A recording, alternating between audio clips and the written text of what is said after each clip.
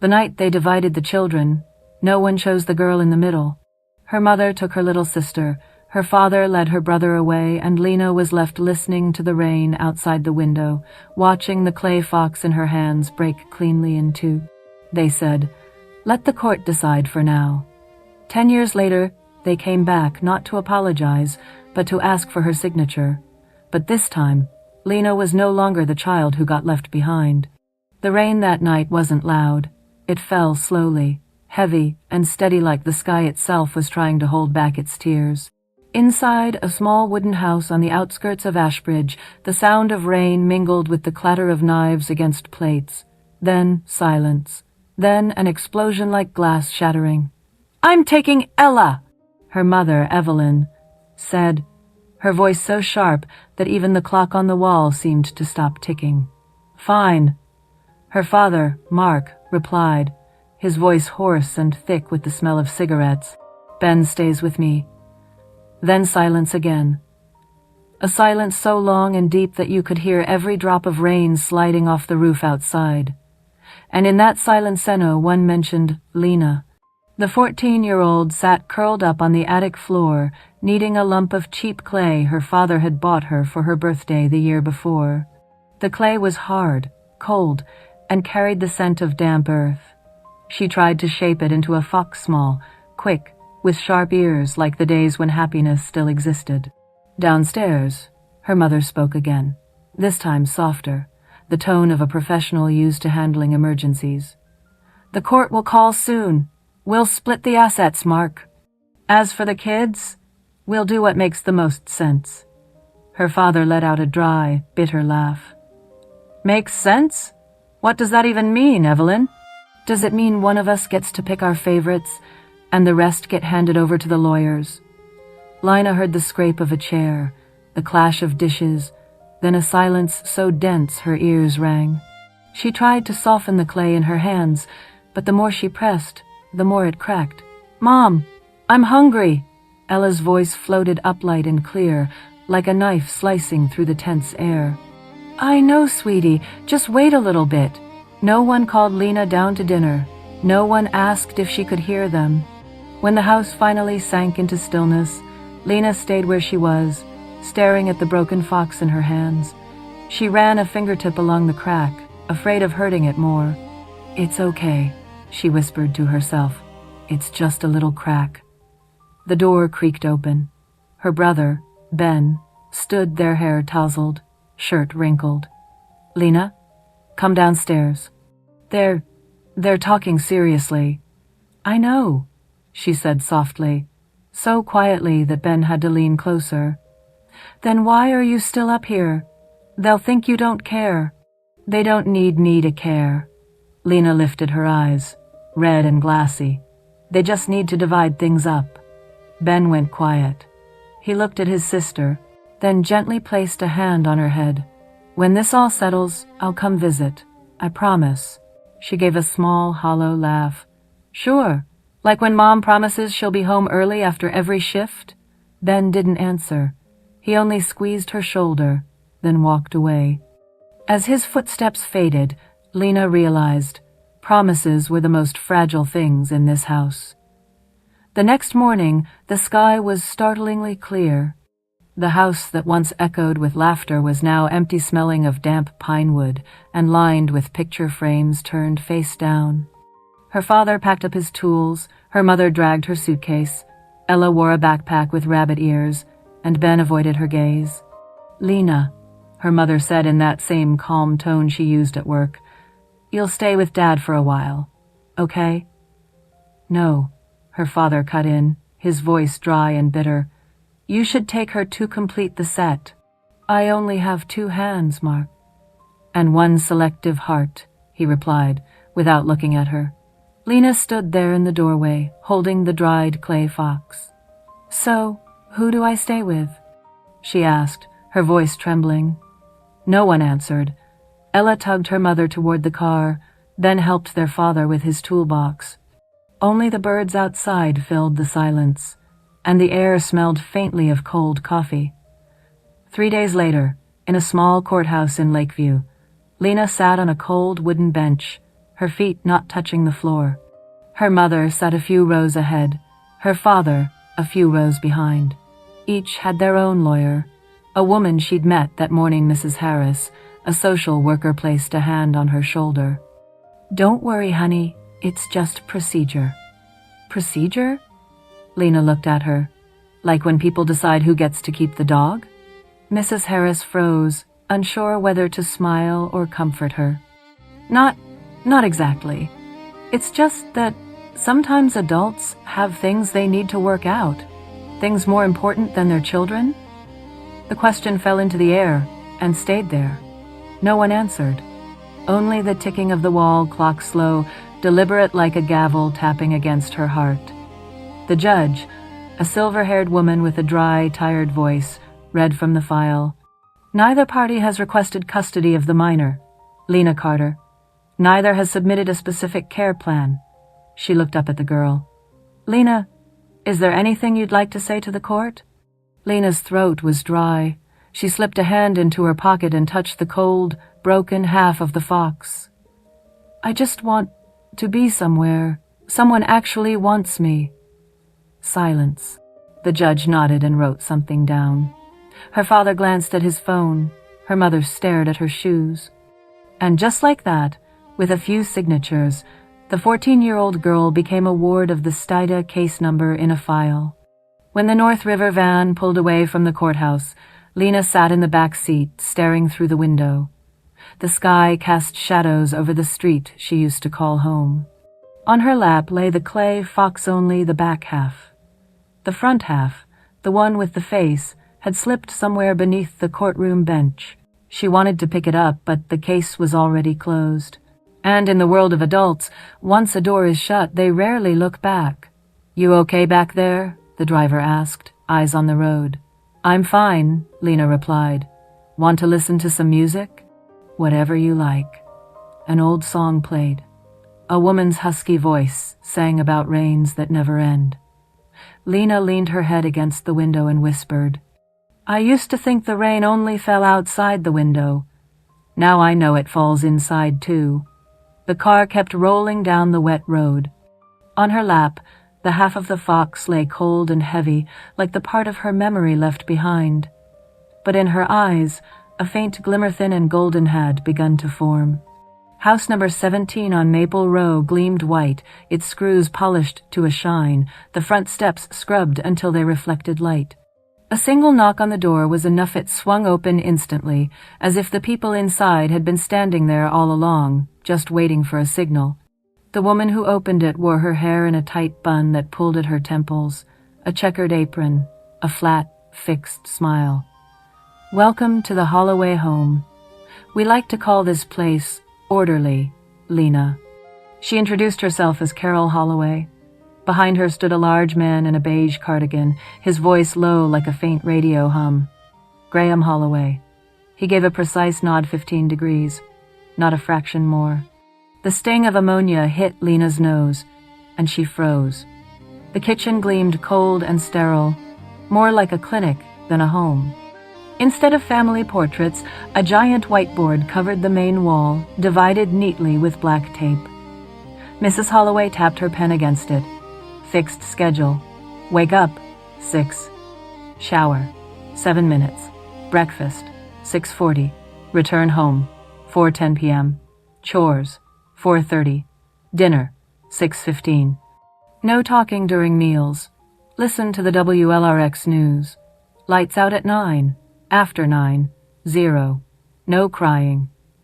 We believe in transparency and trust, so no locked doors, Lina blurted out, remembering the phrase from the North River handbook. "Good. You catch on quickly."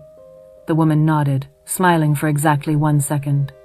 The staircase was so narrow, one had to turn sideways. The attic was a cramped, slanted space where anyone over 5 feet tall had to stoop. 3 metal beds lined the only straight wall. Sarah, a girl with bitten nails, glanced up for half a second before returning to her writing. Chloe, small and pale, greeted her with a quick nod.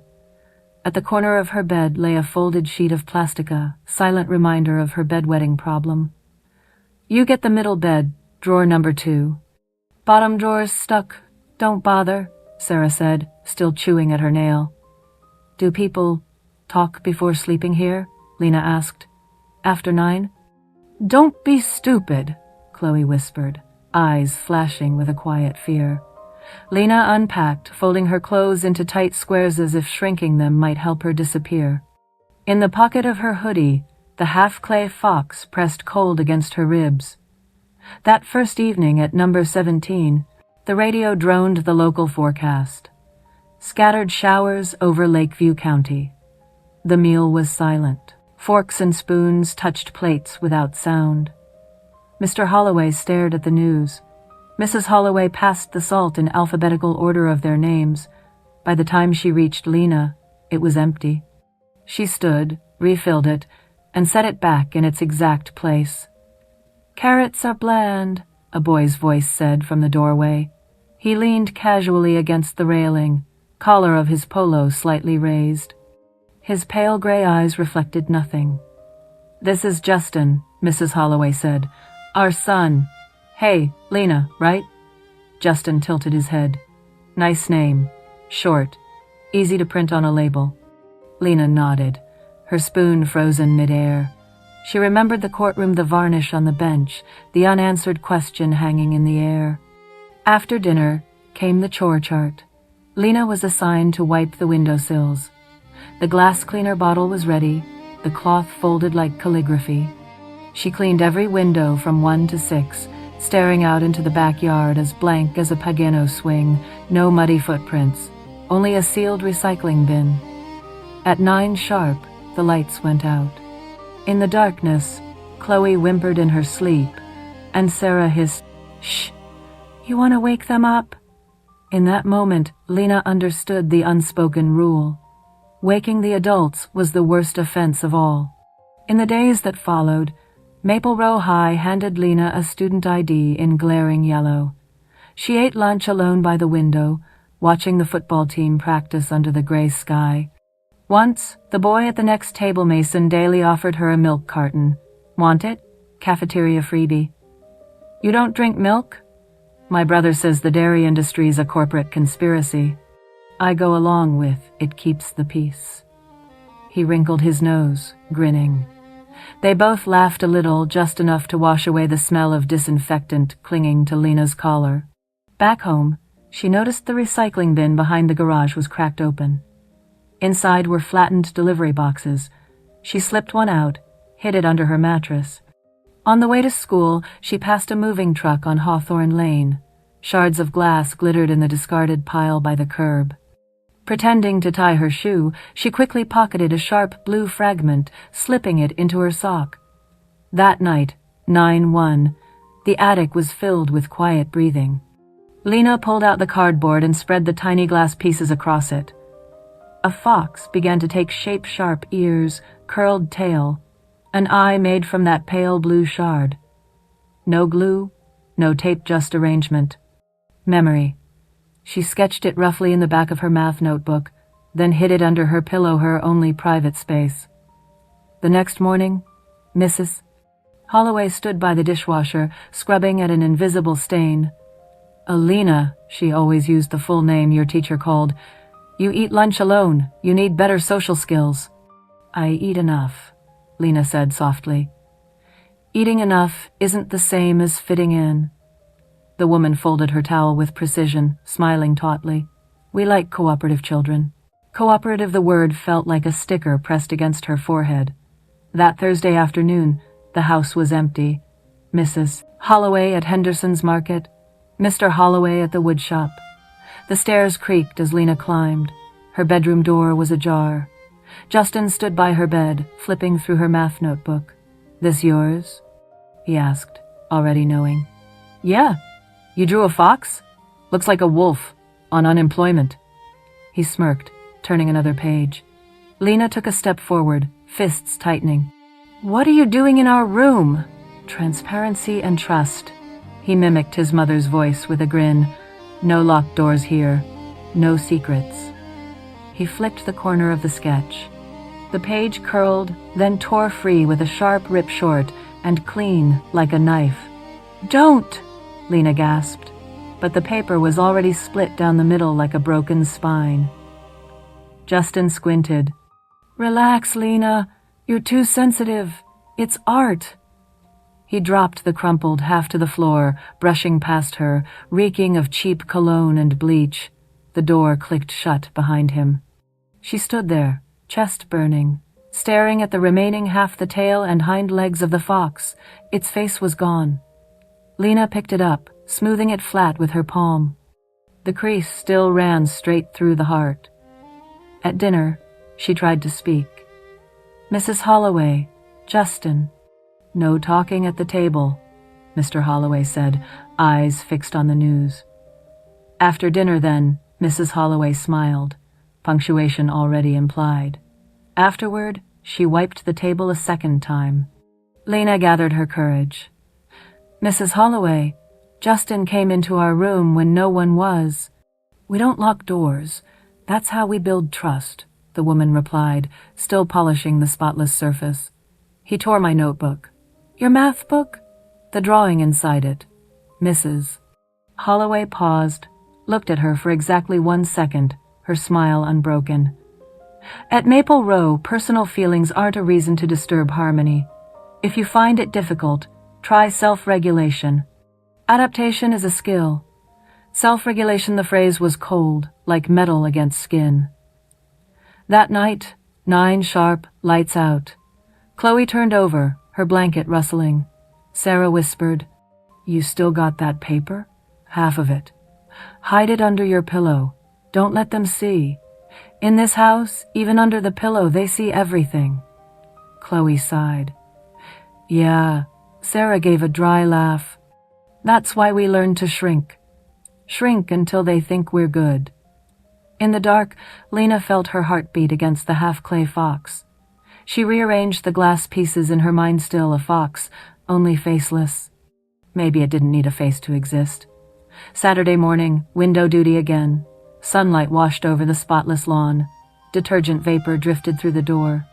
Mr. Holloway passed by, carrying a stack of stiff, dried shirts. Circular motion, left to right. No streaks. "Yes, sir." Lina's reply was automatic. He paused a beat, voice low like a page turning. "You'll get used to it. Just behave." He moved on. No comfort. For him, behaving was enough. That afternoon, Mrs. Harris from North River came for her routine visit. Her smile was tired, but her eyes attentive. She and Mrs. Holloway sat at the kitchen table. "How's Lina adjusting?" Mrs. Harris asked. "Pen ready. Polite. Punctual." However, Mrs. Holloway paused expertly. "She struggles to connect. Withdrawn. Lately showing signs of hypersensitivity. Art seems to make her impulsive." "Impulsive?" Mrs. Harris tilted her head. "Drawing in math class, overreacting to minor conflicts." The towel landed gently a final period. "We value cooperation." Mrs. Harris turned to Lina. "What do you think, dear?" Lina looked at the whiteboard on the wall, perfectly gridded. Between dinner and lights out was the tiniest blank square. If she said Justin tore my notebook, they'd only hear you're reactive. She knew the rules now.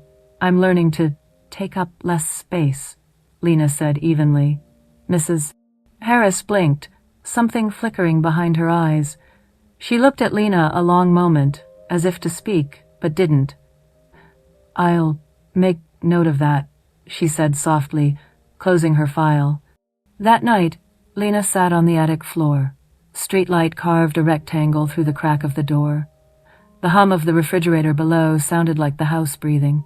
She pulled out the cardboard, arranged a few more shards. A fragment of mirror she'd found on Hawthorne Lane reflected half her face, warped and fractured. She placed a blue shard where the eye should be, then changed her mind and moved it away. The new fox faced backward, its spine traced with gray glass. The door creaked open.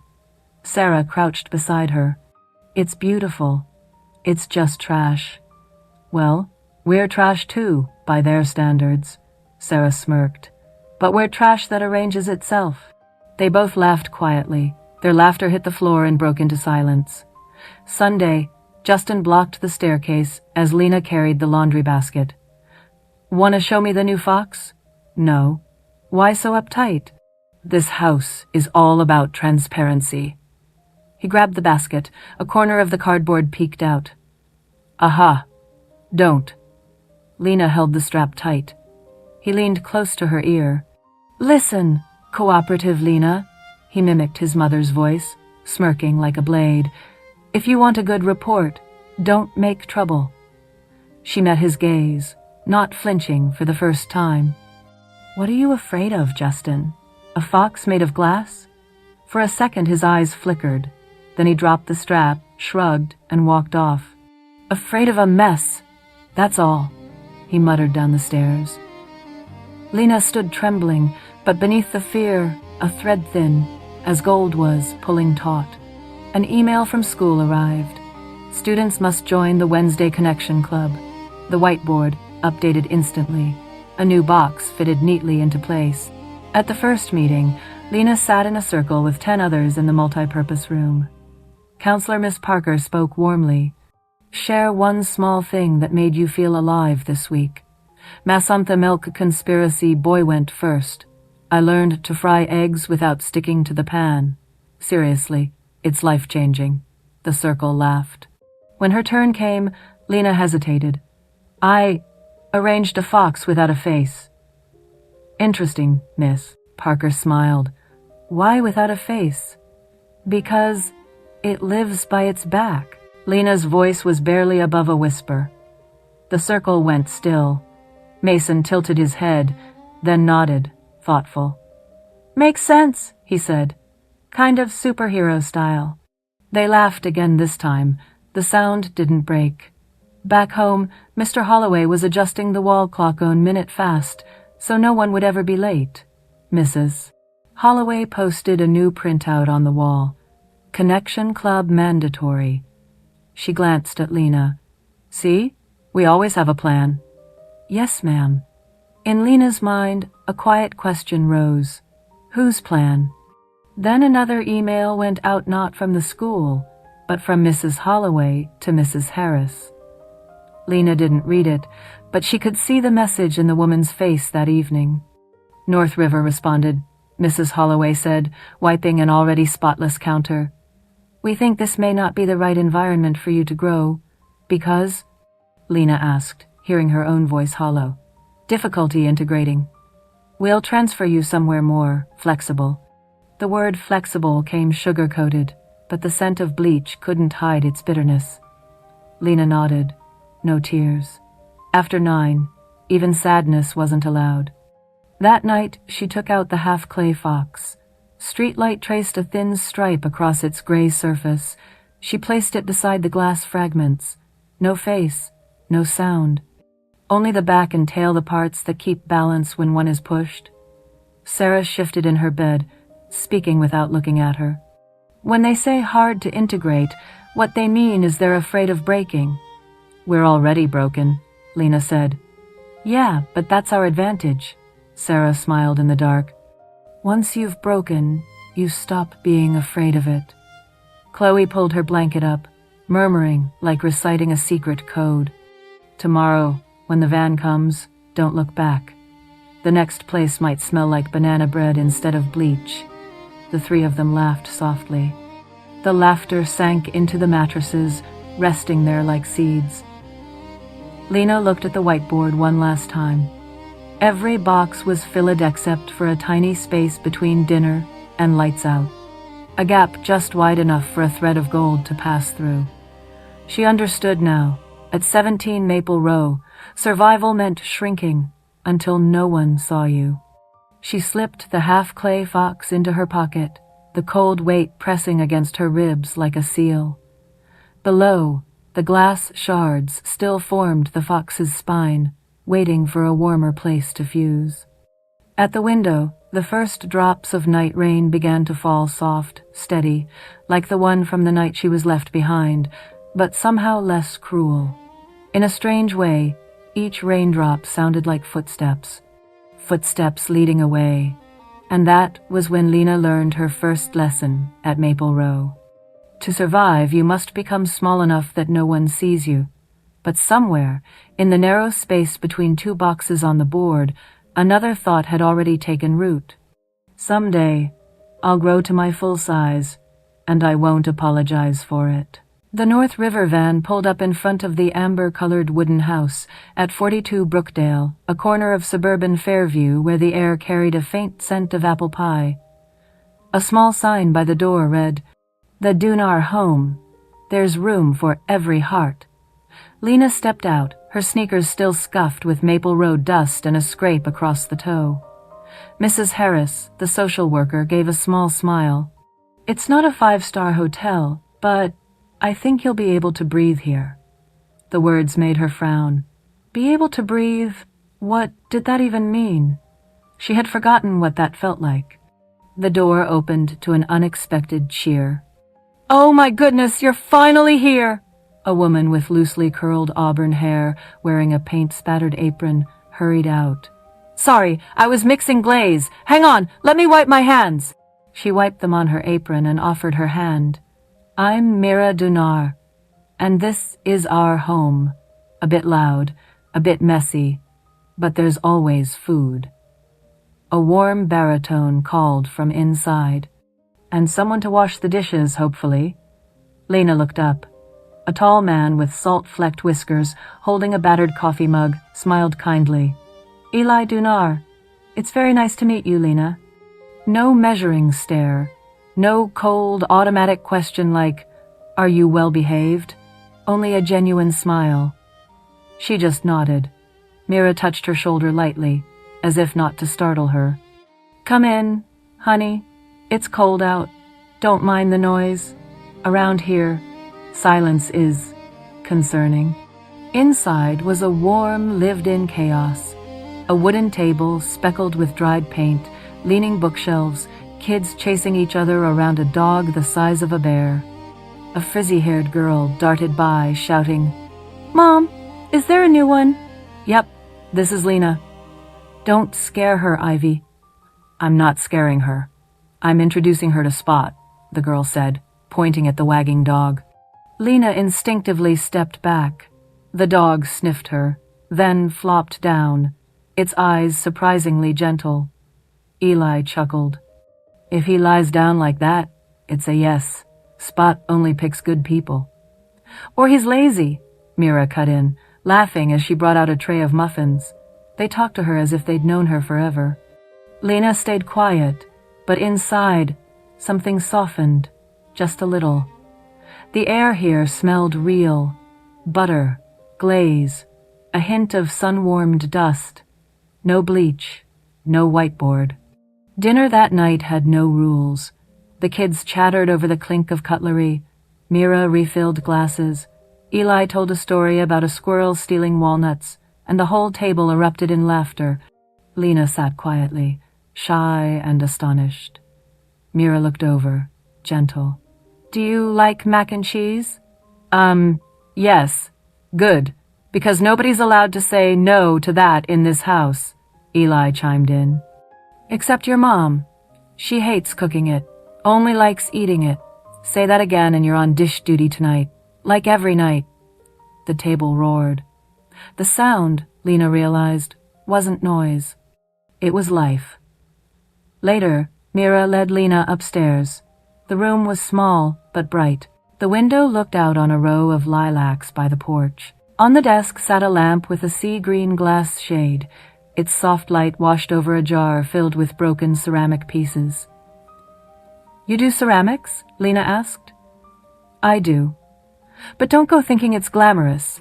It's just putting broken things back together and giving them another chance." Mira's voice was light as a breeze. "Tomorrow, someone's coming to teach the kids mosaics from discarded things. She's wonderful. Would you like to come watch?" Lina nodded. In her mind, the half-clay fox flickered. Maybe it was time to give it a new piece. The next day, the backyard turned into a mini art studio. Plastic tables draped with old cloths, jars of glass, bits of tile, sanded bottle shards, a woman in a faded linen shirt, hair in a tidy bun, hands dusted with clay, was setting up. "Hello, everyone. Who here has ever broken something and didn't get yelled at for 'Ithan's up'?" The group burst into laughter. Lina didn't raise her hand, but pressed her lips together. The woman noticed, nodded slightly, as if she understood.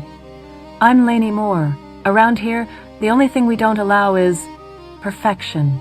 A few kids gaped.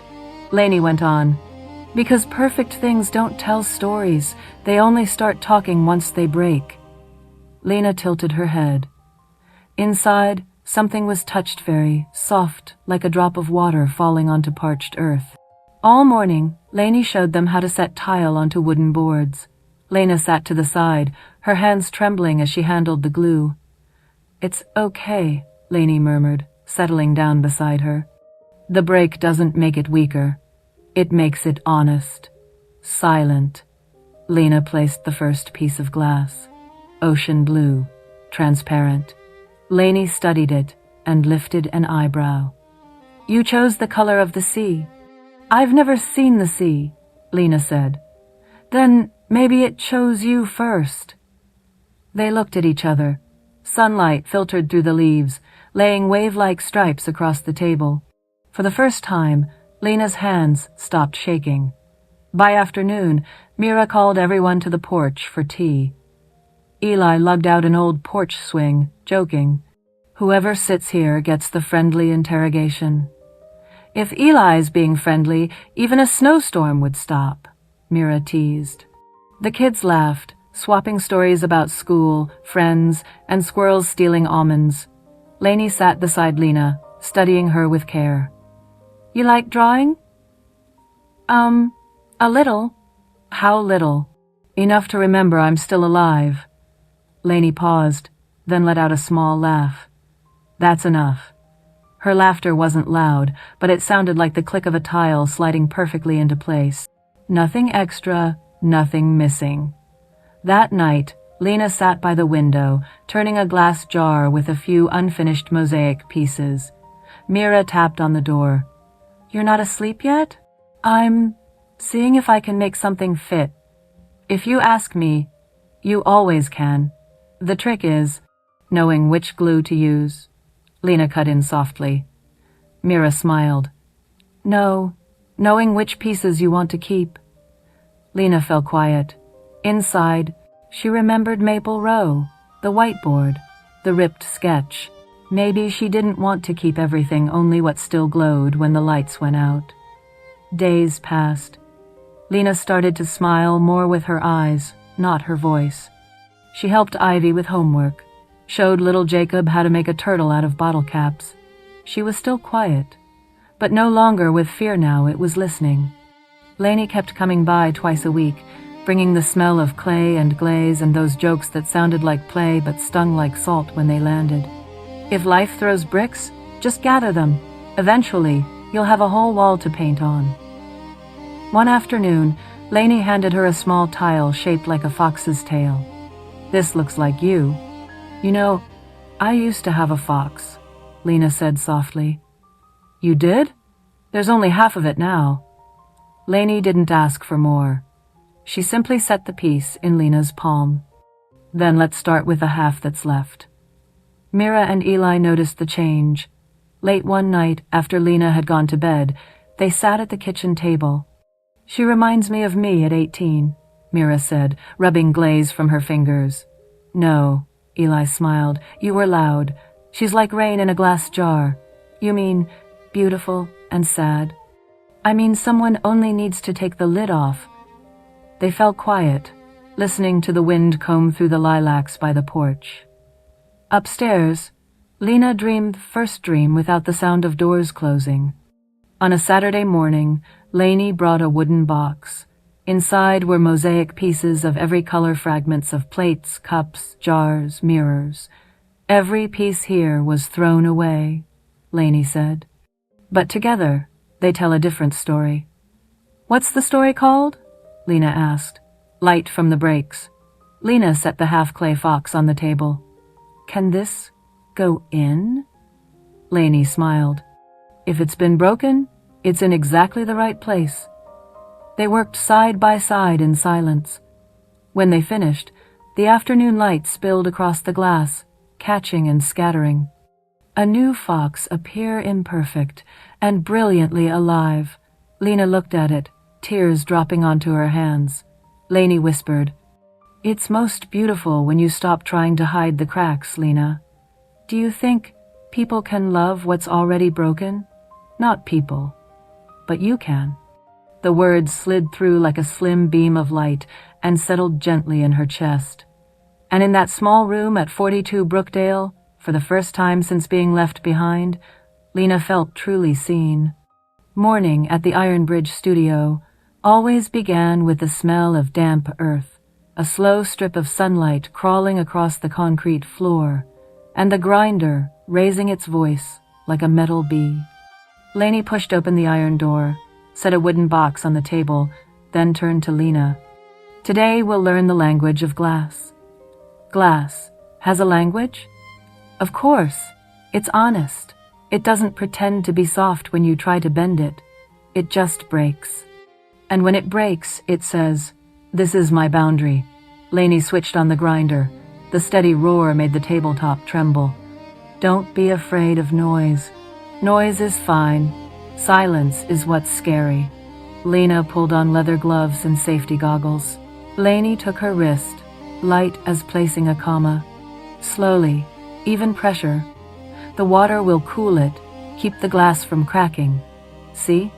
The sharp edge is softening, from threatening to gentle, like a person when placed in the right hands. Lainey smiled, a dusting of glaze in her smile. Like a person, the edge of the cobalt blue shard grew smooth. When Lina turned off the machine, the studio paused for a beat, and all that remained was the soft sound of the iron river under the high window. She held the piece up to the light. A band of sun passed through it and dissolved into her skin as a strange, warm feeling. "Miss Lainey, I'm afraid of losing it, of grinding too much and making it too small so it won't fit anymore. Then change the design." But what used to fit is already old," Lainey winked. "We're alive, so the drawing has to be alive with us." At the break, Theo Moore appeared as usual, tall, quiet, canvas apron smelling of machine oil and hot metal. He didn't say much, just watched, palms skating along the tabletop as if measuring flatness with his skin. "You'll get cold in this studio when the rain comes." Theo set a canvas apron like his in front of Lina, this one with an extra side pocket, and this, too. He pulled a keyring from his chest pocket, chose a small brass key, and handed it to her. "Cabinet number 3, top drawer. For pliers, glass cutter, ruler, and anything that's yours. If anyone asks, tell them Theo said so." Lina froze, as if something too heavy had been set in her hands. "I can really keep it?" Theo nodded. "Tools don't like changing owners all the time. They need a hand they recognize." Lainey stood beside them, teasing, "Careful now. From here on, if a piece turns out bad, people will say cabinet number 3 is bad. You won't be able to blame the teacher." Lina laughed. She curled her fingers around the key. Cool, heavy, and hers. In the weeks that followed, Lina's schedule thickened like cardboard. By day, she went to Fairview High. Afternoons, she helped Mira pull trays of baked goods from the oven. Nights, she slipped into the Iron Bridge studio, into the smell of epoxy and mirror dust. A new series began to appear on the wall, Foxes That Don't Run. The first stood on shards from a broken bicycle bottle, its head slightly tilted, the tail made from gently curved pieces of silvered mirror. Lainey circled it, slow as reading aloud with her eyes. "It looks you straight in the eye. I don't want it to hide anymore," Lina said. "I want it to stand still and accept being seen." "Then give it a spine," Theo suggested, setting a thin strip of brass along the back. "Metal carries the weight. Glass tells the story. Let each material do what it's good at."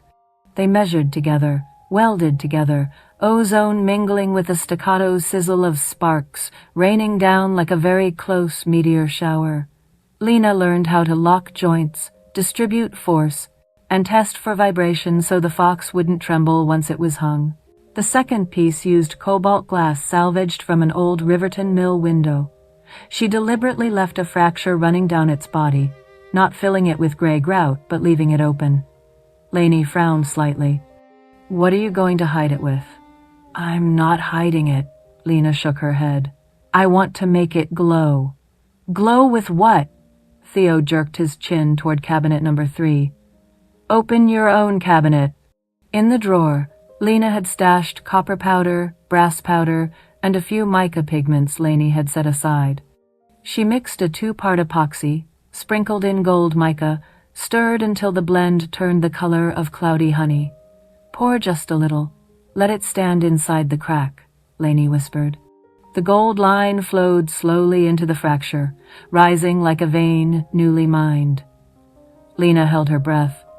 Theo tilted the board under the industrial lamp, nodding. "This isn't patchwork. This is architecture." "I want the crack to be the thesis," Lina said, voice small but steady. Lainey smiled the way someone does when you name their thought. "Then we agree." Outside of art, life at the Dunar house was woven with warm little scraps of conversation. "Lina, if the spoon points north, I swear the cake rises evenly," Mira announced with solemn conviction. "No science supports that," Eli chuckled. "There is. It's called Mira science." "Yes, Professor Mira," Lina said, bowing in mock respect, and the table broke into laughter. One rainy evening, the whole family played the board game, Ticket to Ride. Ivy lost and pouted. "Lina's cheating." "I'm just taking the scenic route." "The scenic route is strategic trickery." "I call it redesigning the map," Lina winked. Eli, gathering cards, muttered. "Sounds like someone's changing designs." Lainey called from the kitchen. "Changing the design is a right reserved for the living, Eli." Those small jokes, nothing grand, built the feeling of being at home, something Lina thought she'd forgotten. One afternoon, Mrs. Harris came by. She stepped into the studio and saw Fox #3 hanging by the window, a moss-green body, tail from ceramic shards salvaged from the closed Clover diner, a thin gold seam along its back like a thread. She stood very still for a long time. "You made all of this yourself?" "Yes. You're taking things people threw away and making them impossible to throw away." Lina looked at her, surprised to hear out loud a thought she hadn't yet formed. "Mrs. Harris," Lainey began, then glanced at Theo. The two shared a brief look. "I want to file a pre-adoption request." The room seemed to dip. Lina blinked, her lips parting, then closing again. Lainey spoke quickly, afraid it would feel like pressure. "You don't have to answer now. We just want to put the intention on the table. If this still feels like a place you can breathe, we want to save you a seat, a chair with a back, not a folding one."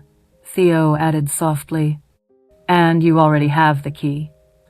Mrs. Harris smiled, her eyes misting like someone who's just found a gift in the exact right size. "I'll support the paperwork." Lina lowered her head, and for the first time she didn't swallow her tears. They fell quietly, onto wrists dusted with mica, and glittered. That night, Lina couldn't sleep. She opened cabinet number 3, took out the warped mirror shard she'd picked up on Hawthorne Lane long ago, set it beside a piece of cobalt glass and a broken bit of china, with the letters Rye from the word smile once printed on a mug. She sketched a new fox, not turning its face, not watching people. It looked toward the door as if it knew that one day it would step out without running. Lainey passed by the doorway and leaned her shoulder against the frame. "I hear the cap on the glue popping and know you're still awake." "I don't want to mess up. Trust your hands." Lainey sat down, not touching the work, only bringing her warmth close. "Those who know what it is to break know where to place the glue. And if I'm wrong, Then you changed the design. Lainey winked. Miss Lainey, Lina hesitated. Why do you want me? Lainey looked her straight in the eye. Because you stand still to be seen. And because you see other people, even the little shards most folks step on. This house needs someone who sees, like you. Outside, rain fell in a long dark ribbon. Inside, the desk lamp burned warm as a small heart. At the end of the month, the art walk on Riverfront turned the streets along the water into a slow-moving crowd. Stan, the studio manager, hung a student showcase sign on the door. Visitors stopped, asking about prices and techniques. An elderly woman pointed at Fox Hash 2. Why don't you hide the crack? Lina smiled. Because that's where the light comes in. The old woman nodded for a very long time, as if remembering something of her own. Mason from school dropped by, a bag of donuts in hand. For the artist. I bought them with the money, from boycotting milk. You still believe in the dairy conspiracy? Lina teased. I do, but I believe in you more. They laughed, the sound as light as chalk, dust on canvas. The next day, the Fairview Ledger ran a photo of Fox Hash 3 with a single line beneath. Young artist Lina Carter turned scrap into memory that won't be thrown away. Her name was spelled right. A small thing, but a door inside her opened another notch. One evening, Mira handed Lina a printed form. This is the child statement section for the file. You can write, I agree, I'm considering it, or I'm not ready. Whatever is true. What if I'm scared? Eli looked up from the sink. Being scared is also a statement. Mira rested her chin on her hand and smiled. And after being scared, we still have dinner, still wash dishes, still sleep, which means life still stands. Lina went back to the studio and laid the form on the table. She set a small amber glass shard beside it, the same color as the Dunar house. When people love you, colors even have a smell, she thought, and laughed to herself. She wrote, I agree, then added one more sentence, slowly, carefully, like setting the final piece. I want to stand still and be seen. She folded the form and set the key to cabinet number 3 on top like a seal. In the window glass, she saw her reflection imperfect, a little warped by the curve of the pane but not running.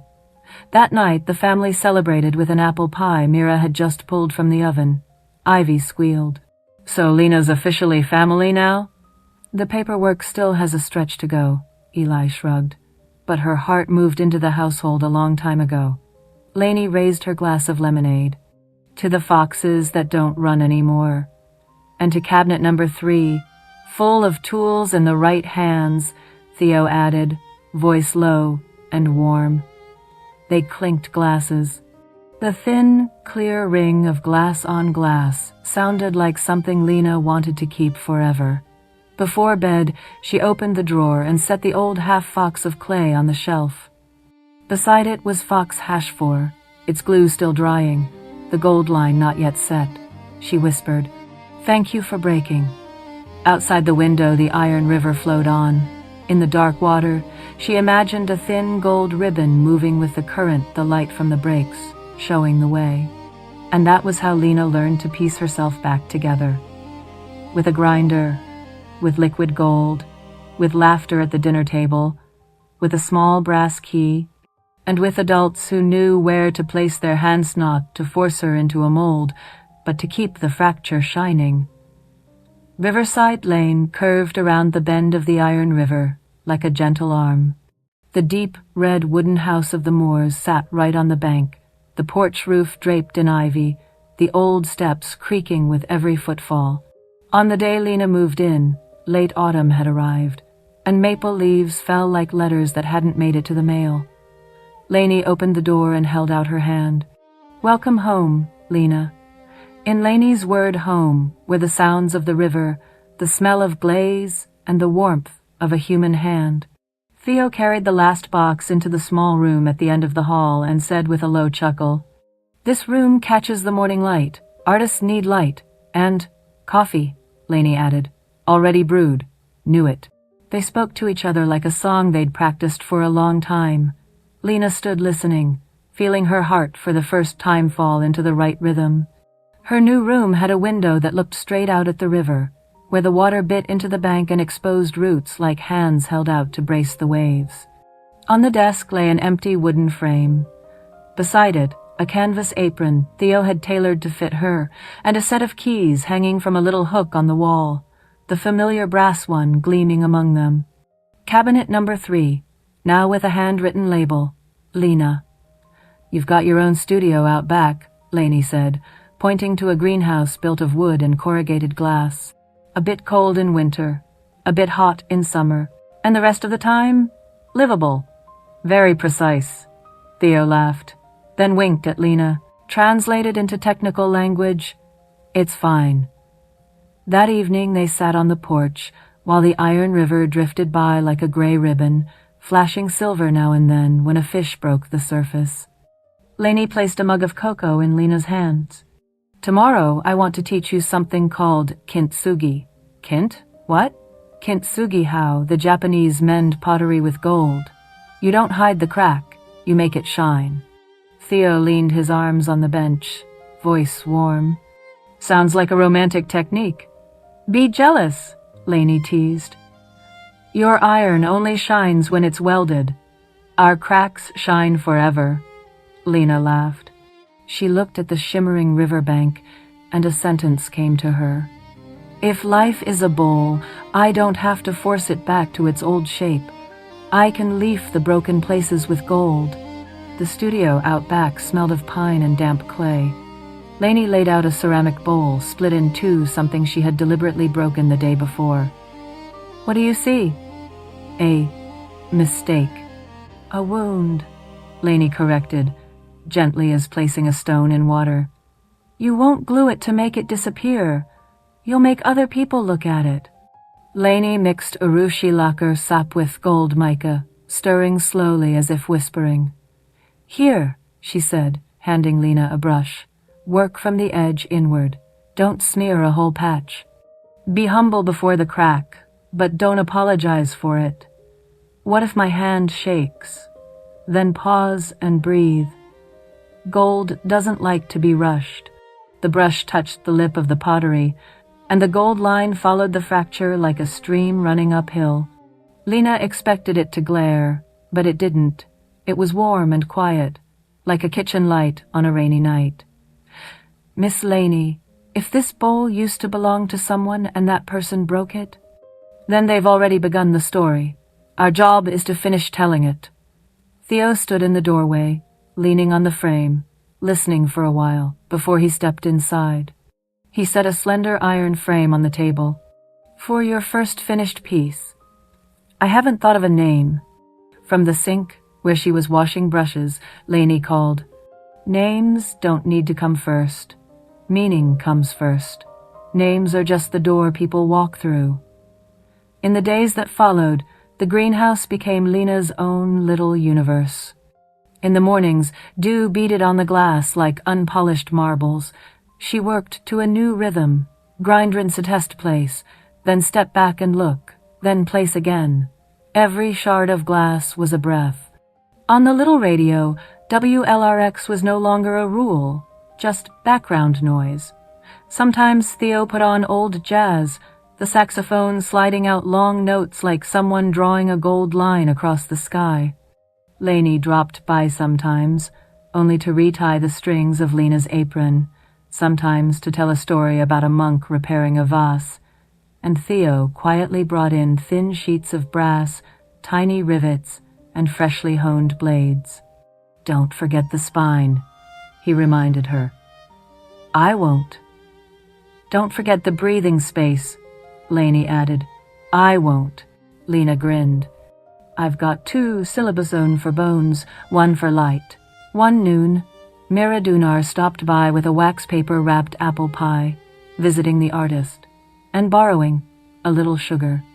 Take the whole bag, Lainey laughed. Mira looked at the expanse of blue glass taking shape. You're making the sea? I'm making permission, Lina answered, suddenly hearing herself say the name. Mira blinked, then smiled warmly. Beautiful name. Permission. As if someone had flipped a switch, the pieces suddenly found their places. Lina knew the work had taken form in her mind. A field of green-blue, like the iron river at dusk, and through it a curving gold seam, not concealed, guiding the eye from left to right like a narrow path through a forest.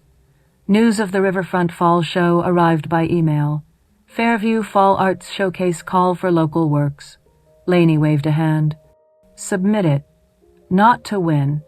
To put your name on the wall the right way, Theo added. And remember, the nails need to be long enough. The gallery walls are tough. Language of spines, Lainey mock glared. On the night of submission, it drizzled.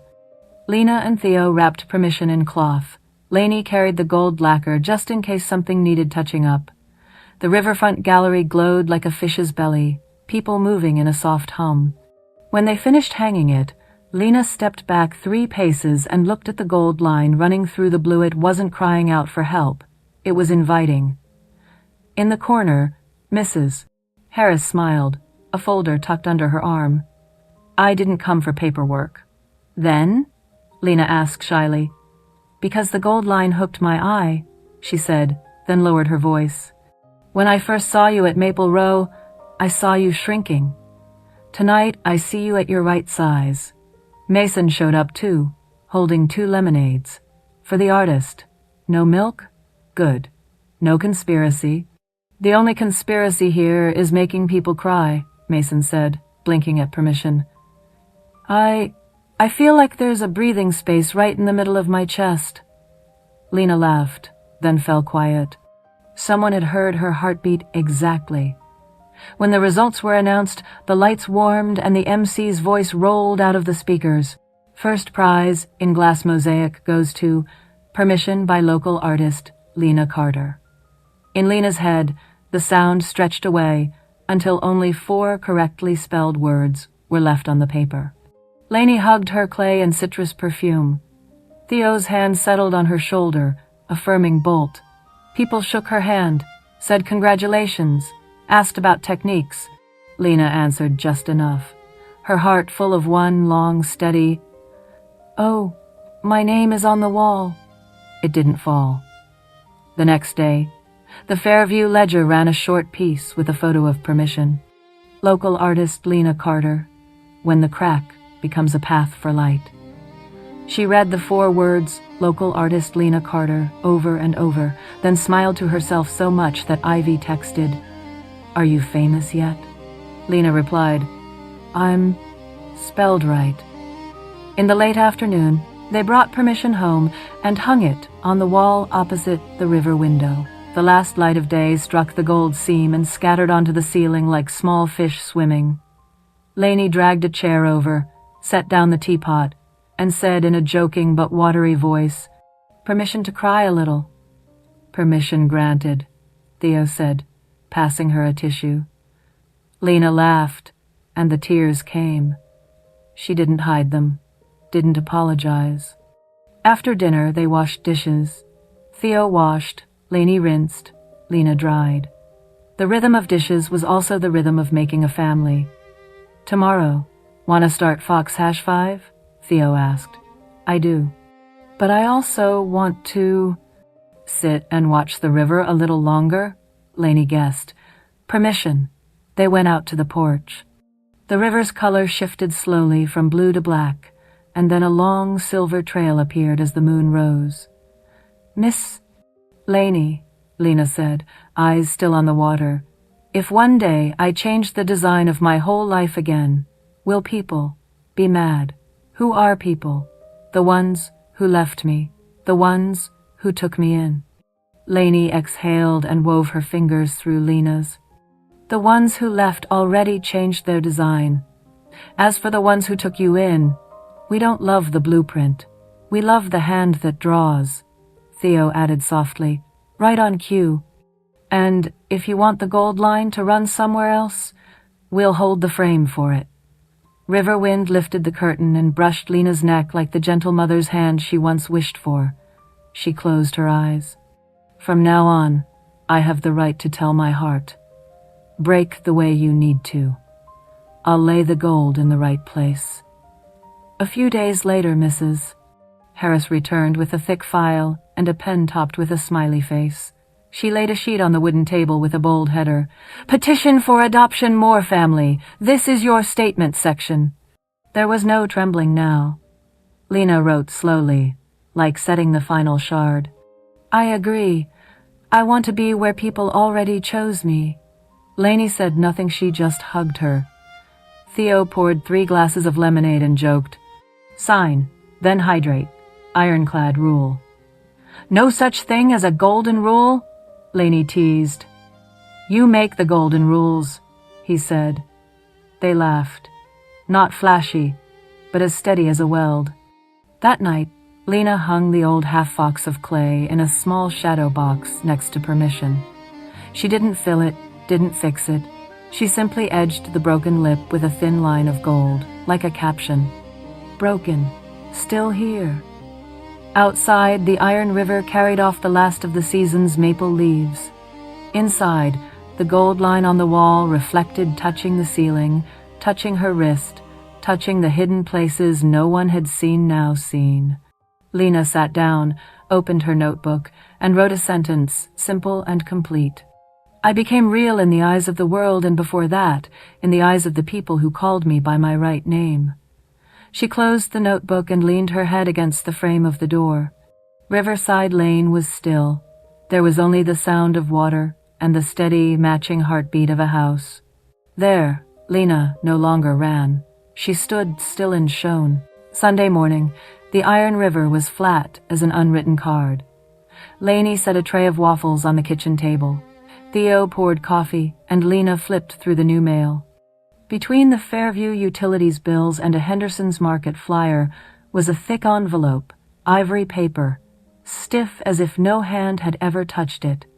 In the top left corner, a neat line read, E. Connors Pine Grove Clinic.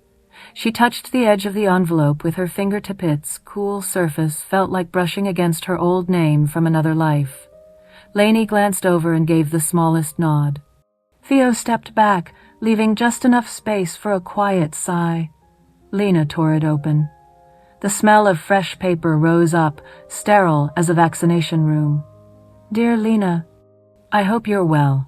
I've had a lot of shifts, and Pine Grove has been changing procedures lately, so I haven't been able to call. In any case, I wish you happiness. When you feel ready, you can come by for dinner. My new partner Daniel Connors is very kind. You'll like him. Sincerely, Evelyn Connors, asterisk. 3 lines, 5 blanks, 1 invitation. No, I'm sorry. No back then. No, my daughter. Lainey asked very softly. Do you want to answer? I want to put it in the right place, Lina said, folding the letter in half, then into quarters, and setting it in a glass jar in the studio, where she kept pieces of glass that didn't fit. Theo cleared his throat, his low voice like a screw turned to just the right notch. Around here, whenever grown-up letters arrive, there are waffles to go with them. Helps them go down. She let out a small laugh. It came as easily as laying a gold line across a crack that had already dried. In the afternoon, the phone buzzed. Unknown number. Lakeview area code. Lina glanced at Lanyon. Up to you look. She answered. Lina? The voice on the line wasn't unfamiliar. Hoarse, a little dry, like a throat sanded with grit. I'm here. It's your dad. The word dad fell heavy. In the background, a sports broadcast blared. Someone shouted touchdown, and then the sound faded. Are you doing okay? I'm eating waffles. Ah. Good. He cleared his throat again. Something metal clicked, like turning a key. I'm calling to say, next week I'm getting remarried. At Street Elmo's. I hope you understand. Understand what? That. People need a new start. I know. I make mosaics. I understand changing the design. A minute of silence. Lina could hear him breathing through his beard. I thought, maybe you'd want to come. Or not. Your call. Did you invite Ben? Yeah, he says he's got a shift at Harbor & Co. Custom Woodwork. He's good. He's fine. Okay. Lina, are you angry with me? She thought of the whiteboard at 17 Maple Row, of the torn sketch, of the car door closing outside the courthouse. The old answer would have been, yes, a lot. Today, her voice was as level as the river. No, I'm just putting you in the right place. Which place is that? Not here. On the other end, he sighed, very quietly. I hope you're happy, Lina. I hope your frame holds steady and doesn't rattle, she said, not meaning to tease, but Theo heard from the kitchen and chuckled softly. I'll try, he said, and hung up. No goodbye, no apology. A call like a passing cut shallow, only cold.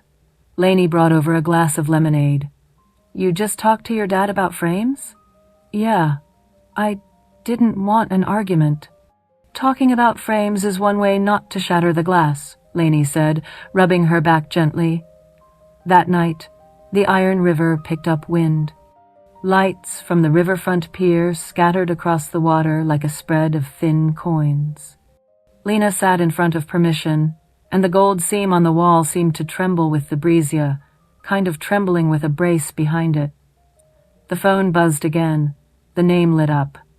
Ben, Lina, it's me. I'm standing outside the old Clover Diner. They tore it down. I know. My Fox #3 has a tail from a broken plate there. Yeah.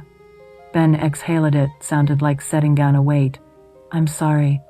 The two words were so simple she went quiet. For what? For looking away back then. At court, at home, at everything. I thought silence meant standing in the middle. Turns out it meant walking away. Lina touched the frame glass. The cool spread into her palm. I got small for a long time too, Ben. I miss you. I was going to text you the other day from the Harbor & Co. shop, but I didn't. Today, seeing Clover Diner get pulled down, I got scared there wouldn't be anything left to apologize to. You still have me, she said, the words landing lightly, like setting the final piece. Ben laughed, wet. Can I stop by Riverside Lane this Saturday? I'll bring donuts dairy-free. Mason will be jealous. Who's Mason? A superhero at Fairview High, she said, smiling. Come. Lainey had caught half the exchange from the doorway. She gave a thumbs up and pantomimed a silent victory dance. The following week, there was a hearing at the Fairview County Courthouse. The hallway was long, the neon lights boxed like old whiteboard squares, but it no longer smelled of bleach-just paper, ink, and coffee. Mrs. Harris arrived early with a thick file, plum-colored coat, smiling eyes. No pop quizzes today, she said. Theo pulled out a chair for Lainey and murmured, If you're nervous, drink water. Ironclad rule, the golden rule is, hugs, Lainey said, pulling Lina into her arms. Not mandatory, but recommended. They entered a small courtroom. Judge Rebecca Lowell's silver hair, eyes that seemed to see inside the wordstook the bench. She reviewed the file, her voice warm and clear. More matter petition for adoption, all present. Under the table, Lainey took Lina's hand. Theo set his key pouch on the floor with a soft clink like the end of a song. Lina Carter, the judge looked directly at her. Is there anything you'd like to say to the court? The crowded room seemed to shrink to the size of a gold line waiting to set. Lina stood, remembering Lainey's words. Speak like laying glue minimal, precise, unapologetic. I want to be where they chose me already. A beat of silence. Mrs. Harris nodded, eyes glistening. Lainey squeezed tighter. Theo exhaled like wind passing through a steel pipe clear, relieved. I hear you, Judge Lowell said, writing. More family. Anything to add? Lainey rose, smiling sheepishly. We're not great at talking in court. At home, we're better at washing dishes. But if we had to say one thing, it's... She turned to Lina. You've belonged at home since before the paperwork could catch up. Theo nodded, and added exactly one sentence, neat as a weld. We brace the frame. She sets the light. Judge Lowell set down her pen and looked at the three of them for a long moment, as if waiting for one last clear tone. Then she smiled. The file is complete. The petition for adoption is granted. The gavel tapped a small talk small, but ringing. Lina didn't cry. Her tears had been perched on the rim of her eyes for a while, but this time they didn't need to fall to be believed. Lainey hugged her and whispered into her hair, "Welcome home, daughter." Theo touched his forehead towards the quiet gesture of a craftsman, then tilted his head. "Let's go home." In the car, Lina checked her phone. A text from Ben, just outside the courthouse door. Missed the gavel. "But can I make it in time for a hug?" "Pull over across from the Fairview Library," she told Theo. Ben stood there, coat carrying the scent of wood. He looked at her for a second, then stepped forward. The hug owed nothing. It was exactly right. "Congrats to our family," he said. "Thanks to your family for not getting lost on the way." She laughed, then narrowed her eyes. "Donuts? In the box. Dairy-free." "I learned fast." Lainey ruffled Ben's hair. "Home to celebrate. On Riverside Lane, everyone gets a chair with a back now." They went home. Ivy taped a scrawled "Welcome Home Lina" banner across the porch. Mira Dunar arrived with a tray of apple pie. Mason showed up with a bag of conspiracy dairy-free donuts and a scribbled drawing of a fox wearing a crown. "Artists need accessories," Mason winked. "The accessory is the chair," Theo joked. "And the gold line," Lainey added. The porch burst into laughter. It rolled across the river like glass marbles.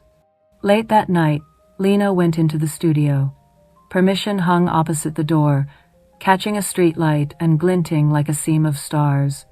Beside it, the old half-fox of clay lay quiet in a small frame, its edge ringed with a thin line of gold like a caption. She opened the glass jar holding Evelyn's quarter-folded letter. She took it out and set it next to a clear shard. She didn't shred it, and she didn't hang it. She slid it into the bottom drawer for not yet. Put in the right place. Not forgetting, not forgiving in a rush, just not leaving it in the middle of the floor. Lainey stood in the doorway, not stepping in, like someone standing guard over the light. "You okay?" "I am." "Want to cry?" "No. I want to give today a name." "What name?" Lina looked at Permission, then at the keys hanging on the hook, the brass one glowing softly in the dark. "Belonging," she said. "Belonging." Lainey smiled, lips shaping the words. "That's right." Theo called from the porch. "Hey, you two, the waffles are still warm." Lainey turned to Lina and winked. "The court just granted permission. The kitchen is issuing another." "Submitting my application to the porch now?" Lina laughed, stepping out, her footsteps light as a sliver of mirror on wood clear and steady. The next morning, the Fairview Ledger ran another little box. Local artist Lina Carteret adopted by Moore family. The piece was brief, with a photo of Lina, Lainey, and Theo in front of Permission. No extra words, no missing names. Ben texted, "This article smells like cinnamon." Mason texted, "You're really good at managing conspiracies, Mrs." Harris texted, "If there's ever a day you can't say no, call me. I'll say it for you." Evelyn didn't text. But not texting this time wasn't a cut. It was simply an unused piece. Lina folded the paper and pinned it to the wallboard. She took out her notebook and wrote exactly one line, the letters even, the ink blue. "I want to be where people already chose me." The sentence felt like the period that closed 10 years of drifting. And as that period landed, she could hear another sentence as small, but clear being written at the top of the next page. "From now on, I choose to shine." The letter stamped with Pinebridge College of Art arrived on a blustery morning. Lainey carried it into the kitchen as if she were lifting a freshly fired piece of pottery, and Theo stood at the sink, hands wet, eyes glinting like a welding spark lived inside them. "Open it, artist of endurance," Lainey smiled, calling her by the nickname that was teasing but true. Lina drew a deep breath and tore the envelope's edge. A bold line of type slid into view like a gold seam running through a fracture. Scholarship awarded. For a few heartbeats, the kitchen on Riverside Lane exploded into hugs. Coffee sloshed over the rim of a cup. Theo lifted Lina slightly off the floor the way quiet people celebrate and set her down again the way you set a steel frame on the right support. Lainey pressed her face into Lina's neck. The soft smells of clay and orange peel wrapped around her. So that means, Lina could hardly get the words out. It means the way in is open. The rest is how you step, Lainey whispered. On orientation day, Pinebridge glowed like a giant canvas. Red brick, tall glass doors, steps carpeted with maple leaves. The white sign, School of Material Studies, shone in the morning light. Inside, the place buzzed leather shoes on the floors, markers squeaking across bulletin boards. Lina had a rolled canvas apron in her backpack, and the brass key dangling from a hooked strap flashed a little, like a charm.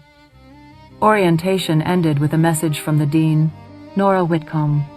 At Pinebridge, we don't heal with hollow metaphors. We work with real matter. Everyone will get cut, nicked, make mistakes that means you're alive. The sentence hit the most stubborn part of Lina squarely. She nodded. In the first foundation studio, the class stood in a circle on the floor, their pieces set in the middle like small fires. Professor Adler Salt and Pepper Hair, eyes sharp as a box, Cutter walked around and stopped at Lina's mosaic frame. Cobalt ground, broken by a curving gold line with exposed brass solder along the edge. He frowned. Decorative. One word fell, heavy as a hammer striking off beat. The class rustled. Wraith friend beside Lina, who worked with laser cuts, looked over, holding her breath. Lina looked at her piece, then at him. She placed a hand on her apron to steady her breathing. "Professor," she said slowly, like laying adhesive into a fissure. "This isn't a metaphor. It's structure. The crack is the thesis." The room fell still. "Watch how it carries load." Lina pointed to the fine soldered seam. "If I hid the crack, the glass plane would take a flat, brittle load. I make it glow to root the force, to push vibration into the frame. It stands because of the crack, not in spite of it." Adler watched her a few beats longer, then leaned close and tapped the frame very lightly. The piece shivered, then settled exactly on time. He grunted softly. One corner of his mouth climbed a single degree. "Keep proving it with matter. Words are just primer." Ray released a long breath. God, my heart was jumping like a welder. Welders at least have face shields. Our hearts don't. Lina smiled. That evening she started a shift at Redline Fabrication on Ash Street, a welding shop that builds metal frames for riverfront galleries. The owner, Miguel Navarro, was tall, broad-shouldered, his laugh the sound of steel hitting the floor. "Pinebridge student?" "Yes, sir, good. We don't teach art here." "We teach standing." "Standing? If the frame's weak, the prettiest piece still falls. Learn to brace load, share load, lock load. First lesson, though wear a welding hood." He handed her an auto shade helmet. "Beautiful, right?" "Beautiful like an apology at the right time," Lina joked. He burst out laughing. On her first shift, the smell of ozone and hot iron sank into her hair. The back of her shirt grew warm from the heat. Grinder sparks popped like a meteor shower.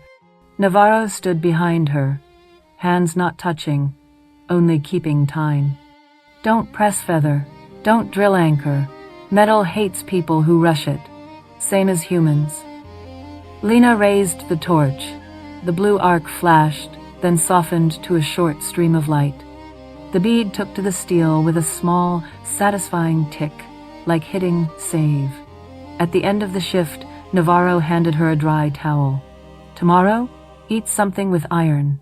Eggs?" "Eggs are zinc, but fine," he winked. "Friday, We've got an order from Pine and Glass Gallery. Big frame. Let the girl with the gold line try bracing a frame. At home, Lainey and Theo turned Lina's late nights into safe harbor. What'd you learn today? Lainey asked, rolling a bit of wet clay between her fingers. How to stand. Good. Have you told that to your heart yet? I'm telling it now. Lina smiled, wiping her face. The welding smoke still clung to her. Theo filled a glass and slid it toward her. If you're standing, hydrate. Ironclad rule. What about the golden rule? Lina narrowed her eyes. Hug before bed, Theo replied. Lainey clapped. Approved! Every night, those small jokes let the long day cool down, like quenching a fresh weld with clean water. A quick hiss, then quiet. Midterm, the studio hosted an open critique. Students hung their work along the hall. Lina mounted a triptych, load paths, 3 glass mosaics, each with the gold fracture in a different position and the welding pattern adjusted to test how the forces traveled. A senior, Cole, stood with his arms folded. Still reads as decorative to me. Maybe because it's gold. It signals luxury. Lina didn't duck. The gold here is the binder. It shows its face so no one forgets the weak point that's carrying the system. Luxury is pretending there's no crack. Ray chimed in. Truth. I tried masking a fissure with ground filler. The piece broke on the very first hang. Adler nodded. When matter argues with aesthetics, matter wins. Cole shrugged and grinned. Okay, I have been persuaded by physics. Rare. Lina wrote in her notebook. Beauty is what can stand. Then added, and what is braced in the right place. At Redline, Navarro gave Lina her first large frame assembly. The pine and glass order had a twist. It would hang in a breezy lobby. The frame had to resist vibration. Navarro sketched quickly on sheet steel with chalk. Add stiffeners. Use rivets at the corners. Don't just weld. Welding is a kiss. Rivets are a marriage. Sounds responsible, Lina laughed. Exactly. A frame that only knows how to kiss comes apart after the first seasonal wind, he winked. Go ahead and get married. Lina measured, cut, welded, and peened rivets until her forearms burned. Sweat ran along her jaw salty. When they stood it up for a test, the frame didn't tremble. Navarro whistled. That's it, Carter. Where's the breathing space? Here.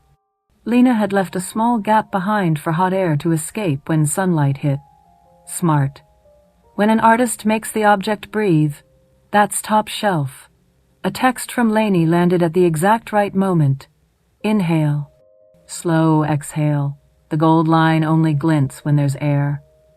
Lina grinned and snapped a photo of the welds back to them. Theo replied with a hammer emoji and a water drop weld, then water. By term's end, the Pine Bridge Review ran a short interview. Lina Carter, The Structure of a Crack. Student reporter June Patel asked, if you had to teach a child not to fear breaking, what would you teach? First, let them brace a frame so they learn a heavy thing isn't the enemy. Then, tell them, when you break, you don't disappear. You just reveal the system that carries you. The piece flooded Lina's inbox. One email from Evelyn Connors had only 3 words. Proud of you. Lina stared at it for a long time. She moved it to a folder called Not Yet, the same way she set aside extra shards no anger, just not for building. Ben called immediately. So cool, local artist. Call me Frame, Lina joked.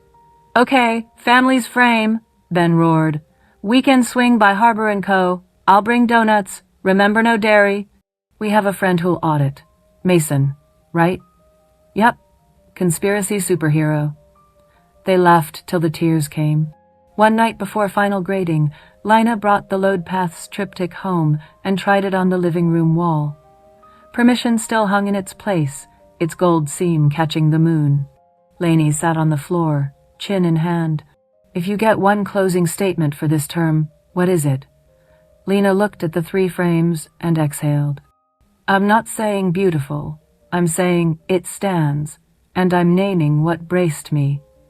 Theo nodded, disappeared into the kitchen, and returned with 3 glasses of lemonade. "One for Bone, one for Light, one for the bearer, and the water?" Lainey asked. "All 3 are water," Theo shrugged.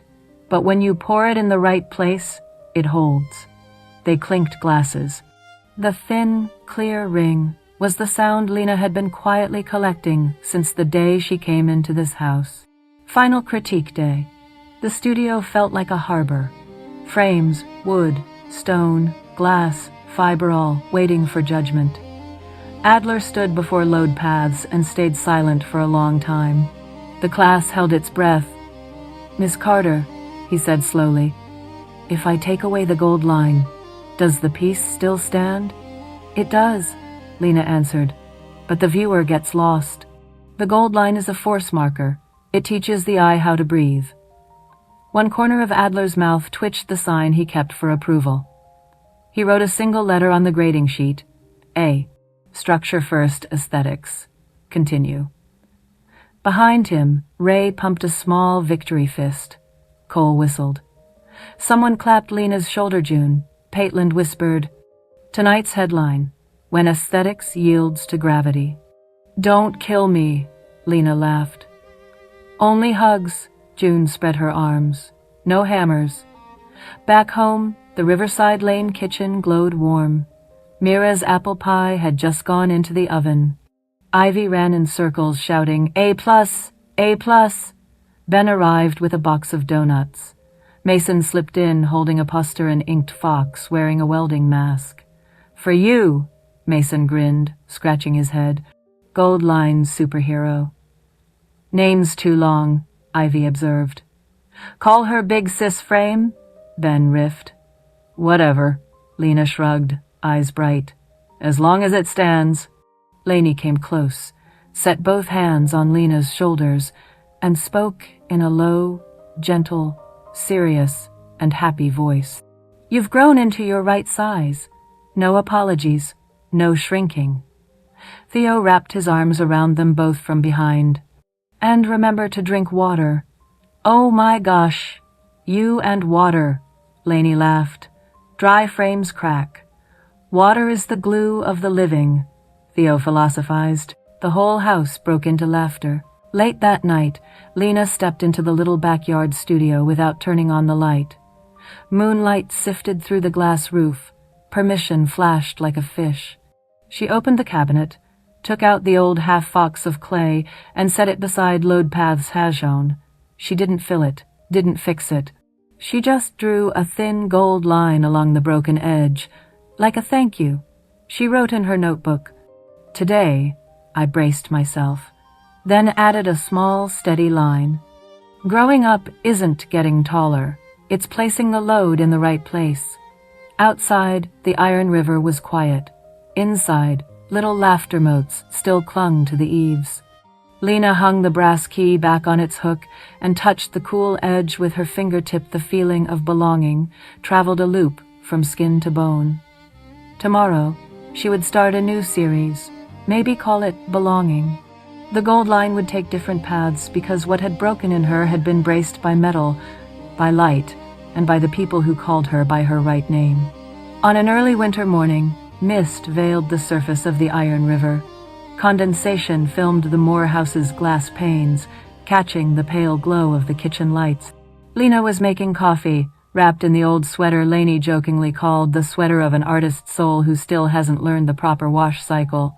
Lainey sat at the table slicing apple pie, while Theo bent over the garage lock, working oil into it. Wind hissed softly through the door frame, then fell quiet at a gentle knock. "Who's here so early?" Theo looked up, wiping his hands. Lainey opened the door, and the cold rushed in with Alana Reyes, a social worker from the Fairview Child Services office. A thick coat, a light scent of rain, brown eyes calm but warm. In her hands, a cream file pouch, edges neatly clipped. "Hello, Lina," she smiled, her voice carrying the soft huskiness of a heavy coffee habit.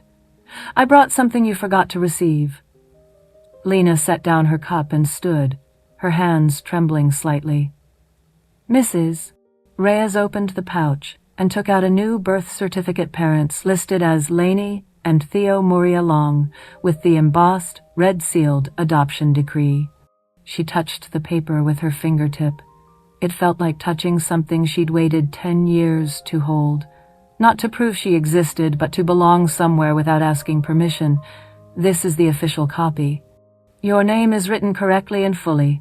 Lina Moore Carter, Mrs. Reyes said gently, smiling. You can keep your old surname alongside it, if you like. Lina nodded, voice small. I want to keep both. Carter is where I began. Moore is where I remain. Lainey brushed Lina's shoulder, eyes shining.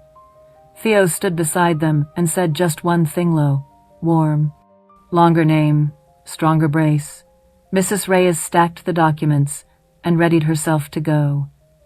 At the door she paused, looked at Lina, and spoke slowly and firmly, each word weighed. Lina, if ever there's a day you don't know how to say, no, call me.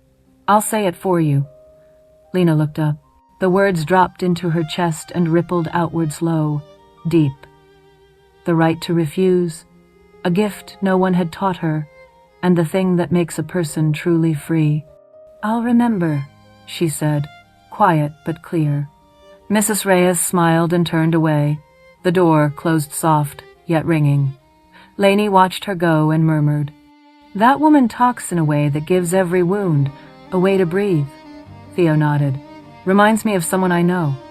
He glanced at Lainey, and all three laughed under their breath. That afternoon, Lina went to the backyard studio, where light slanted through the roof glass like ribbons of molten gold. Everything familiar, the smell of clay, of epoxy, the tiny ticks from the kiln.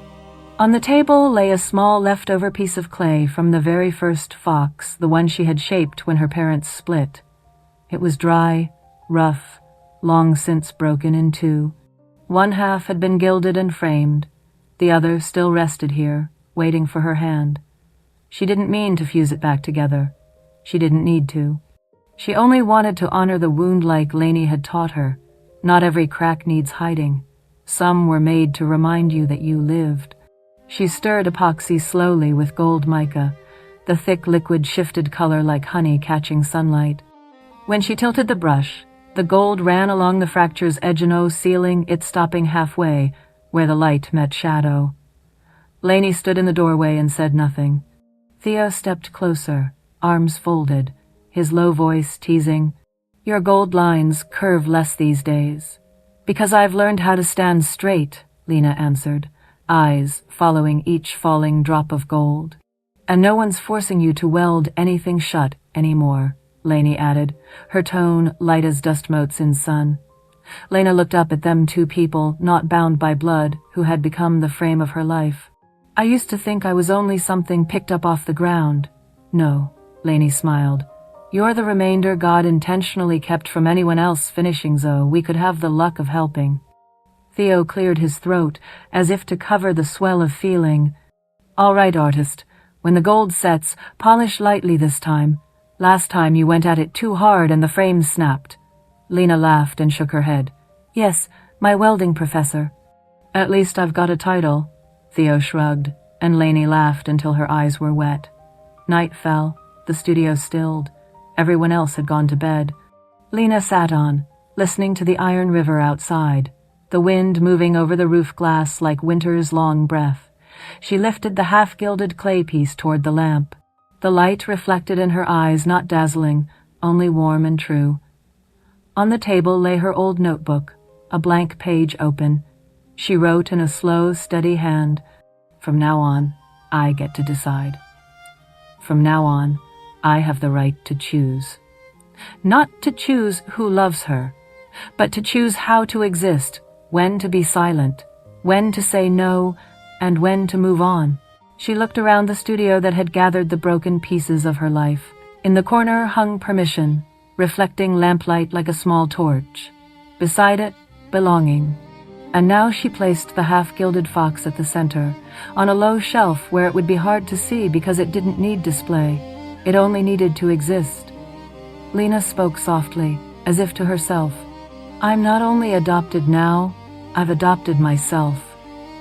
The words rose into the sound of the river, into the night, into everything that had once hurt and now knew how to shine. The next morning, Fairview brightened. The smell of waffles threaded through the house. From the kitchen, Lainey called. Remember today's plan? Navarro invited you to Redline to look at the new frame model. I remember, but first I need to. Lina nodded toward the studio door. Close a chapter. She carried the half-gilded fox out to the porch, where early light fell like syrup. She set it on the railing, letting the sunlight pass through the break-no cover. No repair, only illumination. Theo passed by and said quietly, Gold gleams brightest where there's a gap. I know, Lina answered, a smile light as the breeze. Lainey stepped out, looping a scarf around Lina's neck, half joking, half earnest. Go on, artist of endurance, and remember if the world gets too loud, you can say no. Lina nodded and smiled, light flashing in her eyes like bright metal. She walked along Riverside Lane, the small road leading to the wooden bridge over the iron. Beneath her, the water ruffled, its gold reflections like the cracks inside her no longer hurting, only deep. On her shoulder, sunlight fell like a blessing. In her chest, she heard Lainey's laugh, Theo's drink water, and Mrs. Reyes's voice. If you don't know how to say no, call me. Now she didn't need to call, she knew how. When the sun rose higher, Lina stopped at mid-bridge, opened her notebook, and wrote the last line beneath yesterday's page. I am no longer the one who's chosen. I am the one who chooses. She closed the notebook and drew a deep breath. Ahead, Redline's doors were rolling open. A new day beginning. Behind her, the wooden river house glimmered as if a gold line traced it all around thin, warm, alive. The journey had ended, but the light had never gone out.